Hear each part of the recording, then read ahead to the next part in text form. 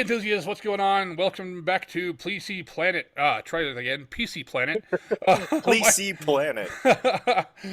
great intro. My name is Drew. With me in the virtual studio tonight is our Facebook group administrator Corey. Hey, how's it going, you guys? Corey Resch here, admin of Southern Colorado Computer Enthusiasts. We are a Facebook group. We specialize in discussion, buy, sell, trade components, you reminisce on old systems, all the good stuff. The biggest thing that sets us apart from other groups is, like, for example, the PC Master Race Facebook group. If you've been there, you know what I'm talking about. Distinctly anti-toxic, good pricing, things like that. Check us out. We're on Facebook, and we also have a website that Drew here has set up for us. Drew? Yes, that would be sccetech.net, although we may be working on a domain name change very shortly. We will, of course, let you guys know when that happens. For sure, for sure. Well, shall we get started? Yeah, hell yeah. I Heck did yeah. also want to mention the group. We are also very anti-scalper. This is true, although thankfully that does seem to be on a downward trend. Yeah, yeah, For example, we had somebody that put up their, I believe it was a gigabyte, a 3090 for 1600. yeah. I saw that and I was like, "Holy crap! Are you taking a loss there?" They are. It retails for, or no, they put it up for I think 1400, and it retails for 17. Yep, 1450. It's a EVGA 30 Woo! in our group right now. Sold by Lolo Ends in our group. It is a 3090 like new EVGA 3090 for the Win 3 Ultra for 1450. Currently retailing at 1750 at Micro Center. That is a $300 loss he's taken there, and he's only selling it because he got a white GPU to match his build. So yeah, good prices in our group. Check us out. Yep. And there's also an Asus Tough 3090 for 1450. Yep, And if those are still up when this video goes out, I will drop links down below. for sure. And we got this weird guy in our group that's selling a SATA 3 cable. Who the hell needs one of those? No. He's selling. It's a brand new white SATA 3 cable. He got two, and he only needed one. Dumbass. Thanks, Corey.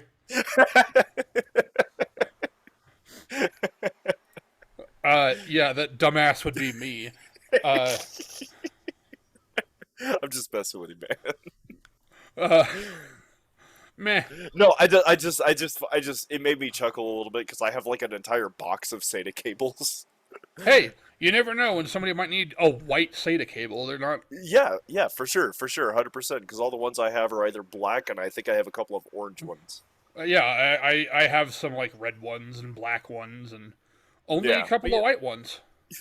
yeah, you don't see white ones very often. So No, it's actually kind of hard to find all white parts. I had immense trouble finding white fans for some reason. And white parts are just more expensive. I don't know why. that, and honestly, actually, I'm gonna backtrack my previous banter because that is actually a mesh covered white SATA cable. Yeah, So they're really really nice that is cables. that is actually a really nice looking cable. I'm actually curious now that I'm actually like looking at it harder. I'm actually curious to see what the retail is on that. Ooh. Oh, okay, there we go. I was looking at eBay. Yeah, about $21. So yeah. So if you need a white braided mesh SATA cable, join the group and buy it from me. It's only $10. Link down below. Okay, All well, since we right. started off talking about 3090s, we might as well talk about the custom XOC BIOS that was used on the 3090 Ti, which Yes. managed to push the power limit to 890 watts, and the actual power used by the entire board was 950 watts under Furmark load. That is just Yeah, wild. that is insane. And considering that the base TDP of this card, well, see, is it TDP in this case, or would it be TGP? Well, I think TGP would be the total power used by the actual GPU. Right. TDP would be total. I don't remember. Oh my god. No, I'm sorry. Hang on. We put our window mounted AC unit in the window, and the cat just jumped up to try to get in the window. Didn't know that the AC unit was there, and started face Oh no. planted into the AC unit and bounced off on the floor. Evie, honey, are you okay? She literally just jumped into the window and, like, from my desk. She uses my desk as a springboard to get into the window. She jumps off my desk, face plants into the AC unit, and falls off. Just. That's great. Yeah. Oh, man. Anyways. Wish But you yeah, had that this on thing. video. I know. Yeah, but this 3090 Ti, it's got a TDP of 450 watts. But just with this custom BIOS and some tweaking, it pulled over 800 watts, 890 watts. Like, bro, that is insane. Like, what kind of, like, okay, these days, like, or at least immediately prior to these days, having 1,000 watt PSU was like pretty damn respectable, you know. But Oh with yeah. with these cards, it's like, oh, you got 1,000 watt PSU. Wow, that's all. Yeah, that's crazy. Well, and so the thing is too, and the article, which will be linked down below, of course, Yeah. as always, it states, and this is obvious, the card only has a single 16-pin connector, and Hmm. realistically, that can only, you know, give up to 450 watts. Yeah. And also the cooling system is not designed for anything above about 600 watts. Yeah, Uh, there are only two 3090 Ti's that come with dual 16 pin connectors, and those are, like this says, primarily aimed at LN2 OC enthusiasts or liquid nitrogen cooling enthusiasts, overclocking enthusiasts. And if yeah, you ever, I which don't know if any of you have ever seen a liquid nitrogen cooled rig, damn, damn, they're damn, nuts. but like also wallet busting. I mean, there are overclocking competitions, so Well, wallet sure, busting, but you know what I mean. it's not going to be a daily driver. Oh no. Oh no. We'll just say that.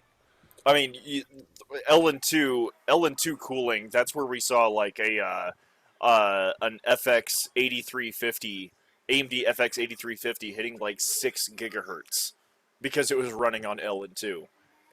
And the fact that and here's what's funny is on some of these LN2 systems, you actually have a small heating unit on the back of the CPU backplate to make sure it Yep. doesn't actually freeze, which is Yeah, just nuts. because And condensation is really bad.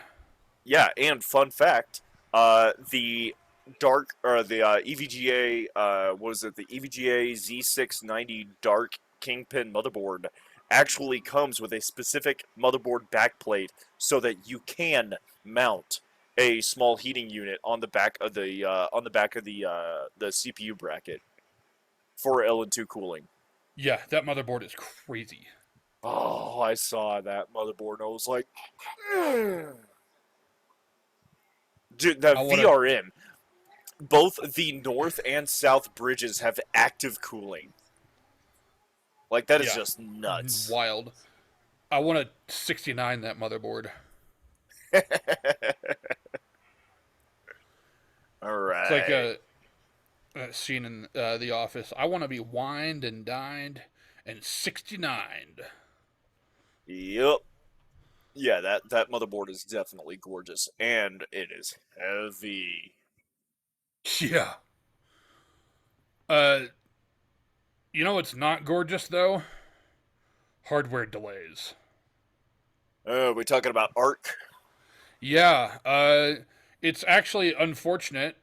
We were going to talk about the possibility that the Arc desktop GPUs were going to be coming out at the end of this month.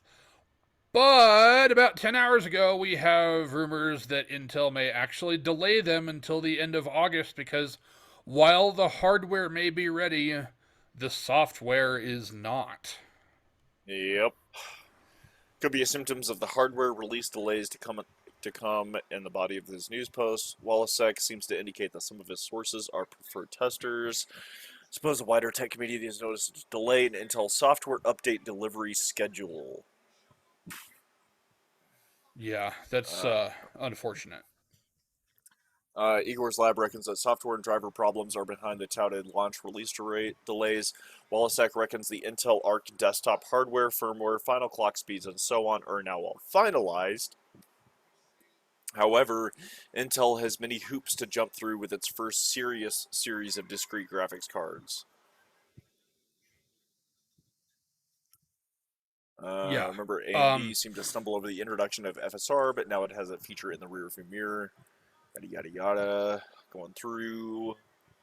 So yeah, basically just looks like we're waiting on software, which yeah. might be a good thing because if you guys remember when AMD launched the 6000 series GPUs, they faced serious issues with driver and software support. So it looks like Intel might be just trying to bide their time to make sure that doesn't happen to them.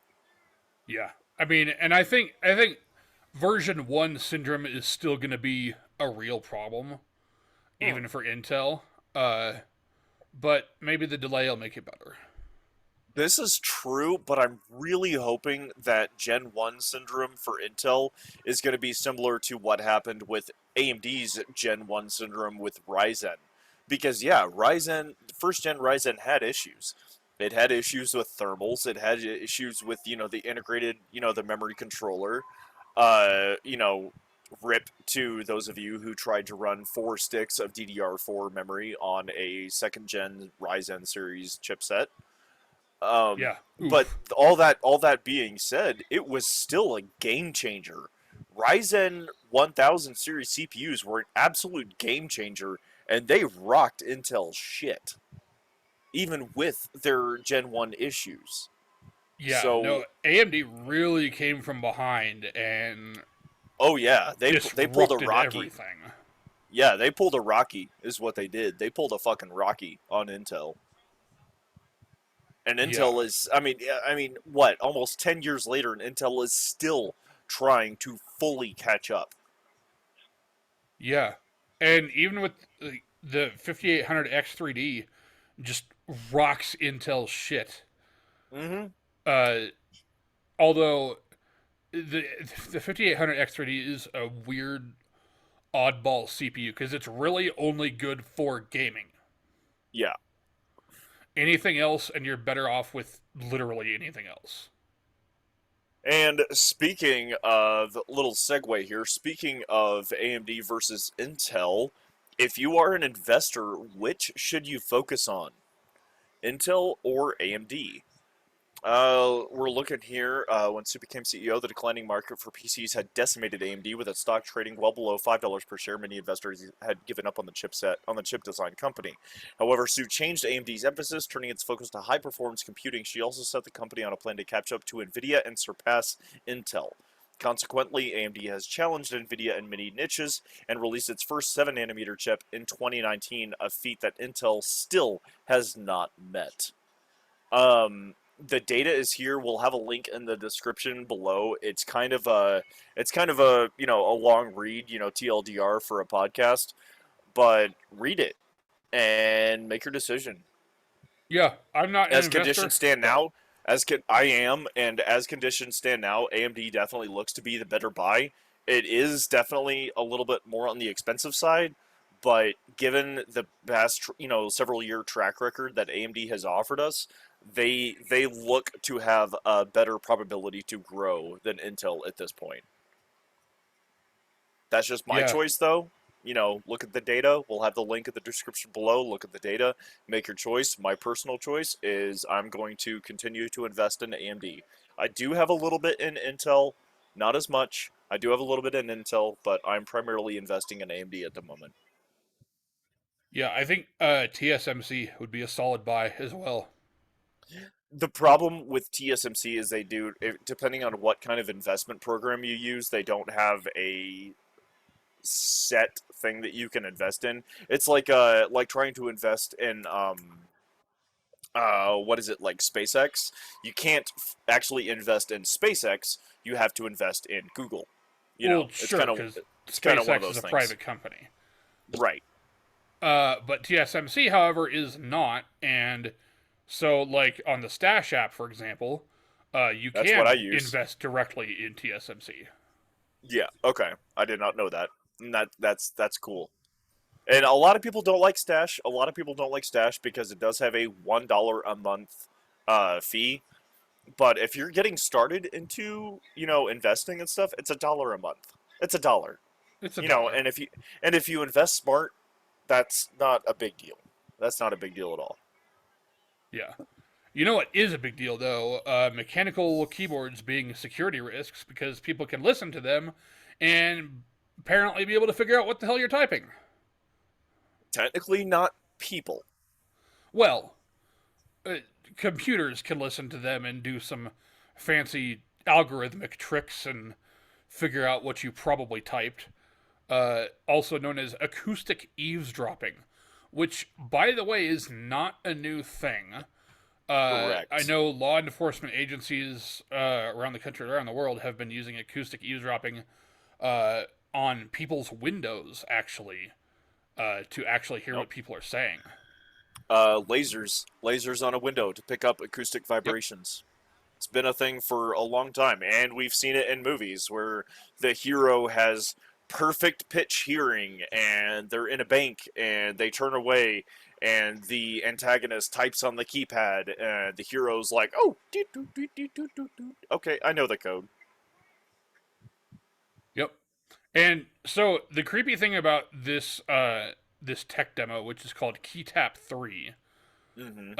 is it's not key logging it's not key logging because In the the literal keyboard sense. literally because the keyboard doesn't even have to be plugged in. Yeah, it's picking up on the acoustic sounds of the switches being used. Now, granted, if you are a fast typer, if you type over 250 characters per minute, which I do, Same. uh, it's not going to work. Well, it can work. It's just not 100%. That's true. And also, it helps if you have clicky switches. I do not have Yeah. clicky switches, so I think I'm probably good. And I'm also in a basement, so Yeah, so essentially what I'm getting from this article is basically just don't take your Logitech G512 Carbon with you to Starbucks to browse your bank information. yeah, pretty much. Pretty Because much. I don't know if any of you have ever used a G512 Carbon with the linear brown switches, but they are loud. Yes, yes, they are. Well, what else we got here? We got Asus ROG Strix PCI Express 4.0 by 4 NVMe drive incoming. Yeah. Asus trying to enter the world of SSDs, and this I get it, but this kind of has me raising my eyebrow a little bit because the Strix branded Asus products have always been like, or at least purported to be like the best of the best of the best of the best.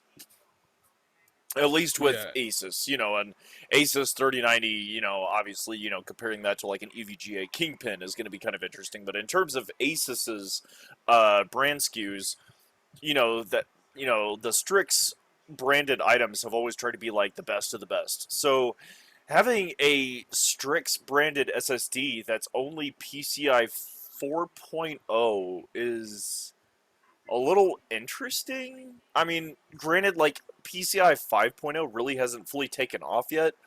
I mean, even the Nvidia 4000 series GPUs, they're only PCI 4.0 too. But I don't know. Even so, it's a Strix branded SSD and it's running on PCIe 4.0, which just kind of makes me raise an eyebrow a little bit. that's I think you hit the key thing. Is it's Asus ROG Strix branded. They are probably using just a modest, and this is what the article says too, a modest mid-range turnkey solution. Mhm. Uh, it probably is not a custom high performance drive. You know, Yeah. like the 980 Pro, it comes with a graphene heat spreader and proprietary controller and firmware. And this is also Asus's, very first NVMe drive. Yeah, but I mean, it's just like every other top end, M.2 drive, NVMe drive out there. That's true. I mean, There's there's at the nothing end of the day, there's nothing that sets this apart from other SSDs, especially like I'm sorry, but unless you're just an absolute shill for Asus, I would go with the 980 Pro because Samsung has been pumping out NVMe drives for years, like Samsung, Hynix, Western Digital, these companies already have a solid reputation when it comes to high performance NVMe drives. Like, I feel like Asus, if they're really wanting this thing to sell and sell well, they need to do something that sets them apart.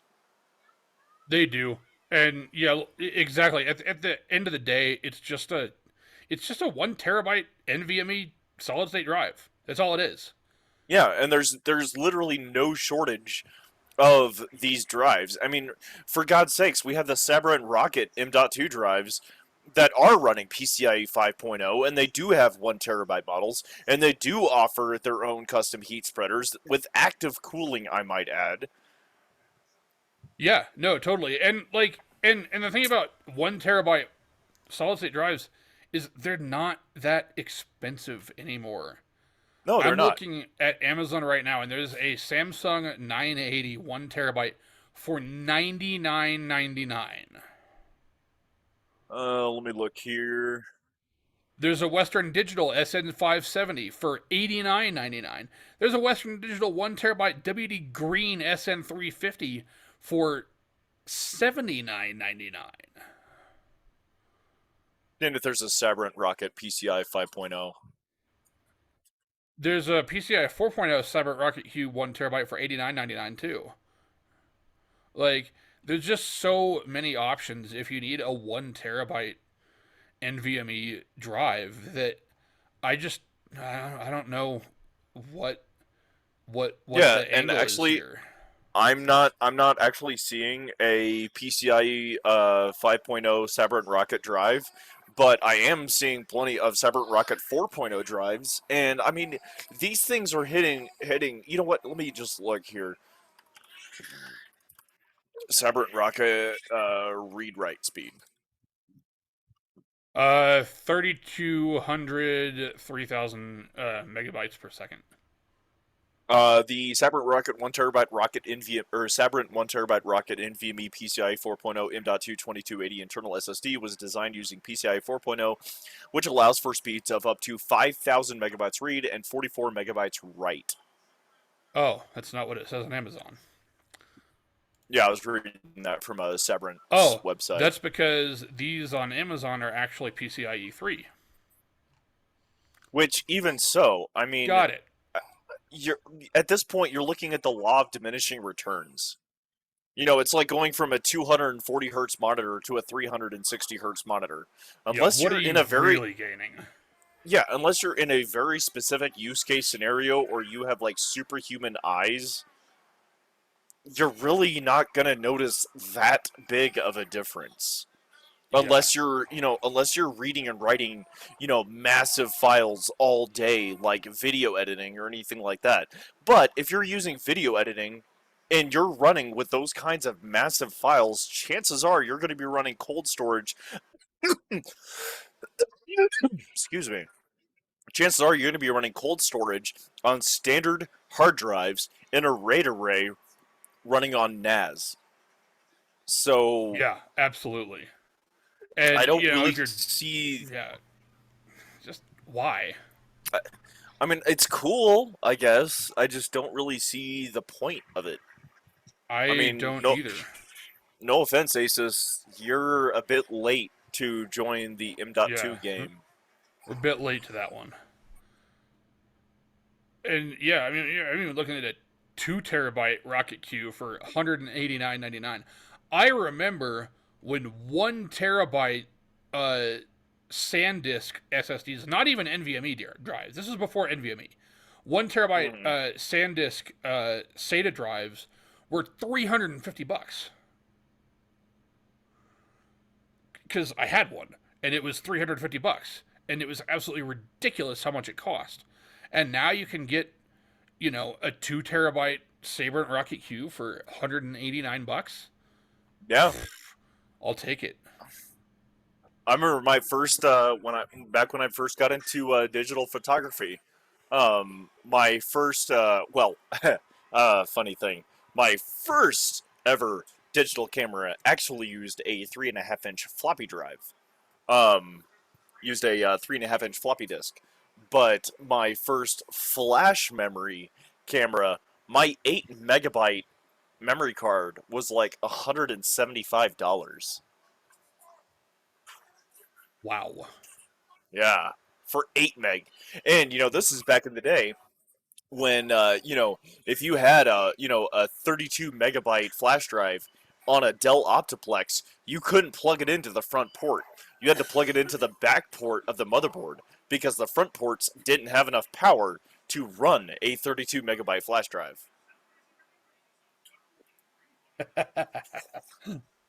Yeah, Yes, the old days. fun I remember times. the old days. Fun times, fun times. Speaking of old days, if anyone here is a LGR fan, Lazy Game Reviews, LGR on YouTube, he put out a video a while back that is still entertaining to watch, running Doom 3 on a Voodoo 2 card. It looks like crap, but it's Doom 3 running on a Voodoo 2 card with 12 megabytes of VRAM, and it's pretty awesome. Check it out. Yeah. As always, link in the description. Uh, what else do we have? I think we have a couple more things. Oh, we got Uh, so many more things. We got somebody remaking Need for Speed Underground 2 using Unreal Engine 4, and the demo is amazing. There's God rays, there's specular mapping, there's dynamic reflections with the water on the road. We got Linus Tech Tips. They put a 3090 RTX 3090 in a Hot Wheels PC from like 1995. Again, link in the description. I haven't watched it yet. I don't want any spoilers. I'm sure Drew is trying to tell me things. I'm not listening. We got the Lee and Lee Strimmer. We got the Lee and Lee Strimmer Plus V2 version 2 RGB cables. They decreased the individual cable width by 0.7 millimeters. They added more LED lights. These are more flexible than the Gen 1 models. And they're about the same price as the original, so that's pretty cool. Let's see, what else do we got here? Closing out that tab. If you're a car guy, the 2022 Lincoln Navigator is also a self-driving vehicle. well, no, it's not. It's more of a self-steering vehicle, and only on certain roads. Remember, they're not calling it self-driving because self-driving implies total hands-off. You could take a nap, Right, right. It does and there's have no such thing. it does have head and eye trackers where if you take your if you take your eyes off the road or anything like that for too long, it will disable that mode. But the roadmap for this vehicle, let me go and share my screen for a second. Do do boop. The logged roadmap for the hands-free Blue Zone is actually pretty impressive. It covers all of the super major highways. Yeah, I-25, I-70, 435. It covers all of the major highways. It's pretty cool. Pretty cool stuff. And the center dash is seriously impressive. The vehicle comes with its own AT&T LTE Wi-Fi hotspot that you can activate for $20 a month. The back seats have integrated 7-inch, I believe, tablets running on a automotive version of Amazon Fire OS. Uh, all of these devices, they do have expandable storage for movies, music, what have you. Pretty interesting stuff. Pretty interesting stuff. Let's see here. Yeah, if you got an extra $70,000-$80,000 to spare, Yeah, 2022 unless you Lincoln Navigator. yep, unless you get the black label, which is around 105,000. So little blurb there. In which case, give Um, me a call. You can take me for a ride, or you can just give it to me. for sure. We do have this Govee DreamView G1 Pro, which is why Well, yeah, it's a gaming light kit for your system, and it uses, instead of using a like Corsair IQ or Philips, Philips Hue or LG, I believe it's LG Ambilight. Those all use HDMI intercepts for screen sampling, whereas this one uses a camera on yours to look at your screen, and which even is worse, it uses a camera in the same spot where like a webcam would be. yeah. And So I mean, it's here. It's cool, I guess. I don't know. it's Looks kind of kind of weird. cool, but it's like you've basically got a Wi-Fi camera permanently pointed at your screen, watching everything you do, and I think I'm not okay with that. Yeah, I mean it's here, but I don't know. It doesn't look it doesn't look like it's any better than other readily available commercial options. Right. Um, there's one other thing that I actually saw earlier this week. I actually saw this in a video on Linus Tech Tips, but the Audeze LCD GX headphones designed Hmm. for serious gamers. This is a gaming headset, and the price is a monstrous Oh $899 my god. Dude, for why? a gaming headset. Now, granted, it's a very nice headset, and it's got like mini XLR, but it's a gaming headset. You don't need a gaming headset that costs $899. This gaming headset that costs me $30 will work just fine. Yeah, or the Logitech, G400 series headset that I'm using that cost me like $45. Dude, if I get a headset for $900, that thing better give me a happy ending after every gaming session. I'm Yeah, just or saying. like this, Razer headset that I got back in the day for $75. You don't need to Yeah. spend no $1,000 on a freaking headset. And let me look at this here. Frequency response 10 hertz to 50 kilohertz. THD of 0.1% at 100 decibels, 20 ohm impedance. Like games game audio, modern game audio It's just not sounds that good. good.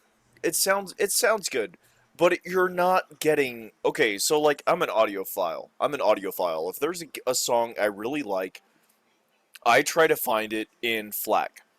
This is a audio format like MP3, WMA. It's an audio format that is called it stands for fully lossless audio codec. Free Basically, lossless audio codec.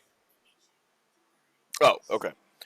Basically, what's happening is you take a song, you have the waveform in front of you where you see all the lines and stuff going up and down. The way that MP3s and things like that are made and compressed is basically the top and bottom are sliced off. The top part of the waveform and the bottommost part of the waveform are sliced off. FLAC retains those parts. So an MP3 file, a regular MP3 file, might be 3 to 4, maybe even 5 megabytes. 6 or 7 if it's a long one. A standard FLAC song or a song in FLAC format will be 30 to 40 megabytes, way bigger. And the sound quality for FLAC audio is amazing. I mean, it's basically if you're a photographer, it's basically a raw file but for audio. It really And is. game audio is good, but it's not that good yet. Because It's let's be honest, the it's not audio in $900 games, headphone good. yeah, audio in games it's good, but it's still secondary over visuals. Because when you Yeah, get a game, the first thing you notice are going to be the visuals, the graphics. Audio is secondary to that. sure. So, go ahead. It does add to the experience, certainly, and having a good audio experience is definitely part of having a good, fun playable game. But Oh yeah, the main thing, you're right, the main thing that a lot of people look at is what you can look at. yeah. And let's be honest, audio is important. There are some games out there, like a Dark Descent or Alien Isolation, where the audio comes in a very big way, but Oh, Alien not. Isolation. Oh, Oh, I love that game. that game. Oh, the Yeah, I, that I, game. I, I am still, I'm still stuck in a closet because she won't leave me alone. Yeah, that game is frightening. Yeah. Frightening. But yeah, so it's a cool headset. It's a cool headset. It's very well made. I don't see the purpose for gaming. Yeah, why? If you want to call it like a professional audio, where a professional audio headset, fine, uh, because that's ultimately what it is. But that's not a gaming headset. Gaming headsets don't cost $900. You know what? Actually, hang on. I'm gonna look here. Okay, I'm pulling up a comparison.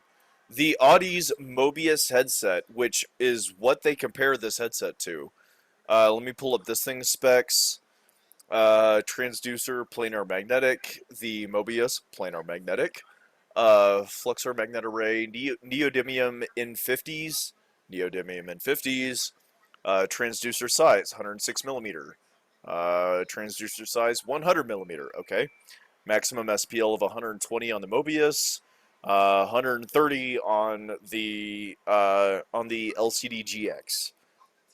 Frequency response, which is higher on the importance scale, 10 hertz to 50 kilohertz. The Mobius are 10 hertz to 50 kilohertz. I'm going to point out the Mobius is $300, almost, or not even almost. Third the It's price. literally one third the price. Impedance 20 ohms on the LCD GX. Uh, Impedance is 30 ohms on the Mobius.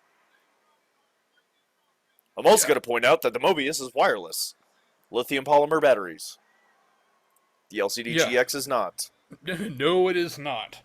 Um, so we've got one last thing that I've got here, and this is something that you may have seen already, Corey. One of our Facebook group moderators posted a little thing in the group that I'm going to share because it is Mother's Day for some people already. Uh, let's see here. Happy Mother's Day with a motherboard. Oh my lord. I love it. I love it. Let me look at this motherboard here. So, okay, so That's this an motherboard has a old motherboard. we got two DIMM slots. We got what looks like the second or maybe even third gen Intel running an 80 millimeter CPU. We got one, two, three, four, five, six. We got six USB 2.0 slots. Speaker, VGA, HDMI. VGA. Yeah, this is like mother-in-law. This is mother-in-law. This isn't even my mother. This is mother-in-law. It might even be grandmother. I don't Maybe. know. My grandma's kind of cool. My grandma's kind of cool. Unlike this motherboard, which is not. That's fair. It's only got one PCI slot. Lame. Well, yeah, I think that might actually just be a mini ITX board. It I think that's is. exactly what that is. It is.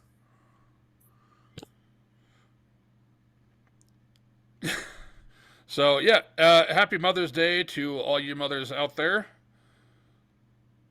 Yeah, definitely, 100%, for sure. And I guess it will be Mother's Day at the time that this video goes up. So It happy will Mother's be, Day. and I'm excited for tomorrow because I want my wife to see her Mother's Day gift because this is her first ever Mother's Day. We have a 7-month-old. Hey, She's dancing. as one does. Yep. And let's see, segue, moving on. We also have looks like a Ryzen Threadripper 7000 series speculated to be rocking 96 cores. Whoa, Mm, let's see. 96 cores. Threadripper 7000 running on the TBC chipset at 5 nanometers Zen 4 architecture. And then coming later on, we have the Ryzen 8000 series running on Granite Bridge on the desktop, 3 nanometer Zen 5. Damn, Yeah, so 3 nanometer. let's just start.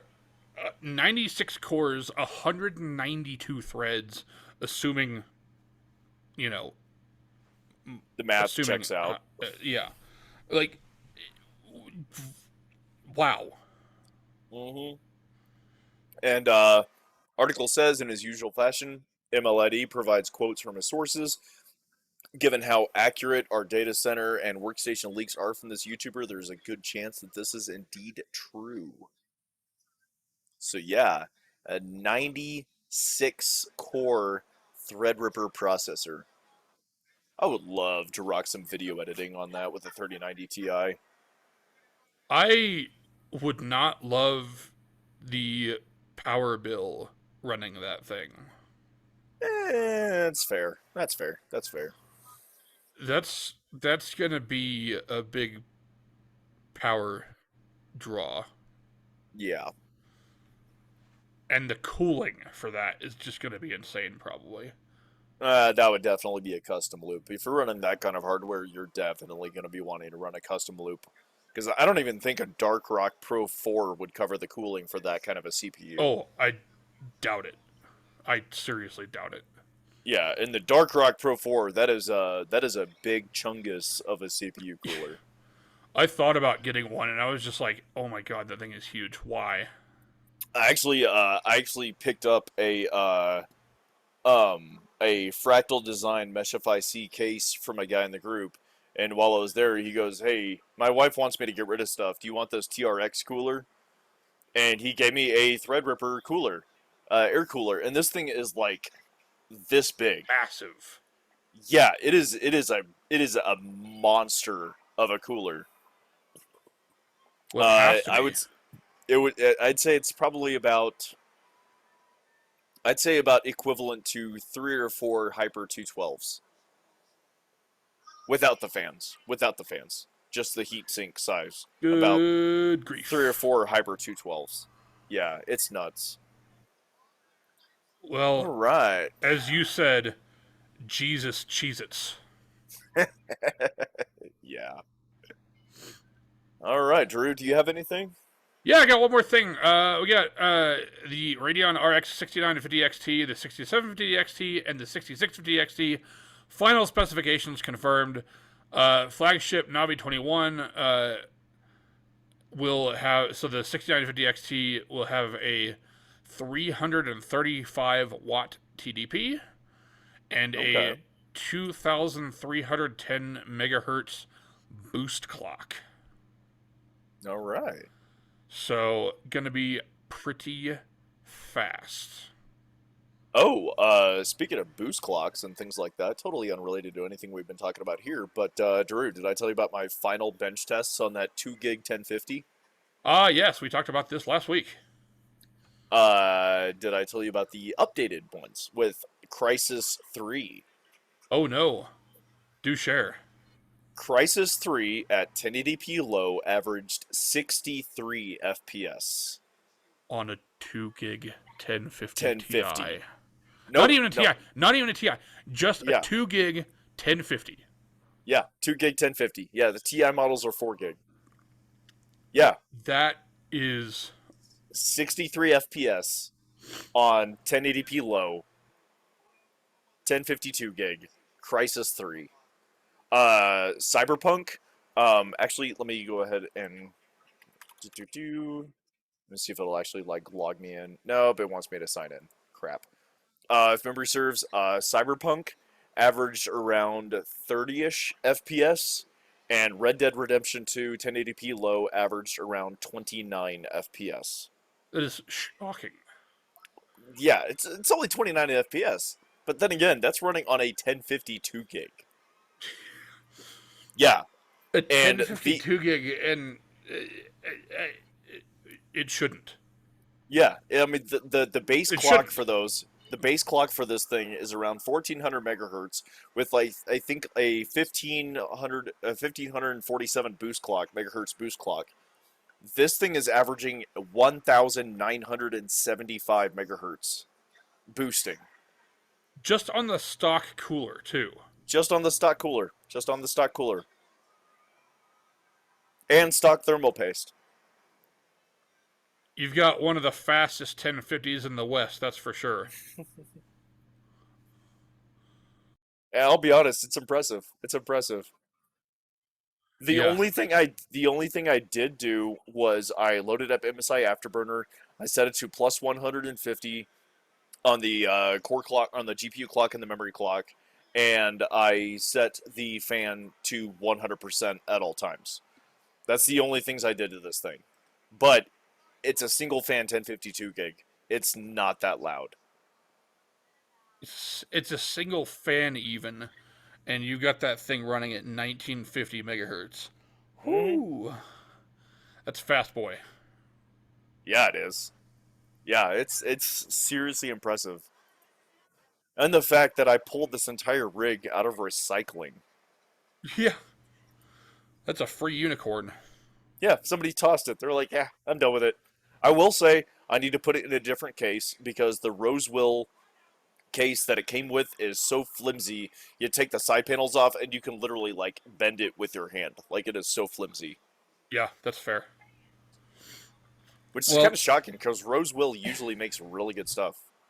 Yeah, they usually do. They make pretty solid components, I think. Yeah. Their power supplies have never given me issues over the years. Of course. Oh yeah, their power supplies are stellar. Yeah, just a rock solid parts. Well, I think that's gonna wrap things up for this episode of PC Planet. As always, PC Planet is powered by the Southern Colorado Computer Enthusiast and sponsored by the like button. So go ahead and hit that shit. And while you're hitting the like button, hit the subscribe button as well. Yeah, wherever it is, you know. Spotify, YouTube, whatever, what have you. Wherever it is, just hit it. And hit it hard and maybe hit it multiple times. Smack! Like, smack that like button like your parents smacked you. And I'm going to point out that I'm a redhead and I was adopted, so I was actually like a redheaded stepchild, so, you know, I know how that goes. I know how that goes. So if you don't smack it right, I'm going to know. Yep. Exactly. Well, Jesus Christ. I'm just saying. Oh my God. Okay. Well, yeah, that's going to wrap things up for this one. Thank you guys for joining us so much, and we will see you guys next week.